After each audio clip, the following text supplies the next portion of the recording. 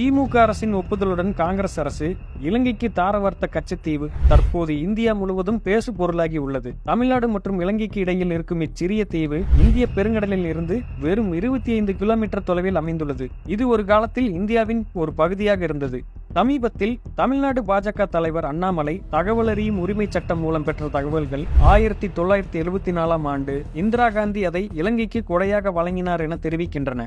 இந்திய மீனவர்களின் வாழ்வாதாரமான அத்தீவை காங்கிரஸ் வெறும் சிறிய நிலமாகவே கருதியது என்பது வேதனைக்குரியதாகும். முதலில் ஜவஹர்லால் நேரு அதை ஒரு பரிசாக அளிக்க கூறினார். அதை இந்திரா காந்தி வழிமொழிந்தார். காங்கிரஸ் மற்றும் திமுக இரண்டும் தமிழர்களுக்காக இந்த பிரச்சனையை எழுப்பவில்லை என்பது குறிப்பிடத்தக்கது. இன்று கடல்வெளி செயல்பாடுகள் இந்த தீவு எவ்வளவு முக்கியத்துவம் கொண்டிருக்கும் என்பதை நினைத்து பாருங்கள். 1960ஆம் ஆண்டில் அட்டர்னி ஜெனரல் MC செட்டல்வாட் இந்த தீவில் இந்தியா உரிமை கொண்டாடுவது வலுவானது என நம்பினார் என RTI தெரிவிக்கிறது.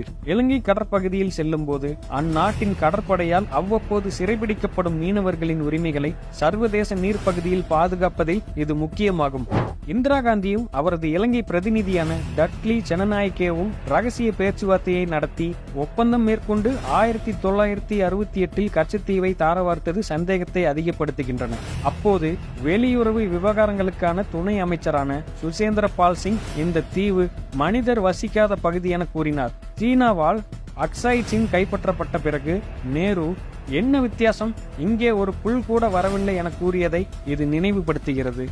மேலும் காங்கிரஸ் அரசு 1974இல் கச்சத்தீவை இலங்கைக்கு அன்பளிப்பாக வழங்கியது. அப்போது தமிழ்நாட்டின் முதலமைச்சராக இருந்த கருணாநிதியும் இந்த முடிவுக்கு ஒப்புதல் அளித்தார்.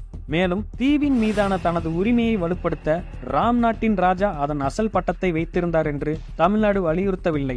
இந்த ஒப்பந்தத்திற்கு பொதுமக்கள் கண்டனம் தெரிவிப்பார்கள் என கருணாநிதி எதிர்பார்த்தார் என்றும், ஆனால் பாதுகாப்பான வரம்புகளுக்குள் பிரச்சனையை நிர்வகித்து அது பெரிதாகாமல் தடுப்பதாக காங்கிரசுக்கு அவர் உறுதியளித்தார் என்றும் அதிகாரப்பூர்வமாக விவரிப்பு தெரிவிக்கிறது.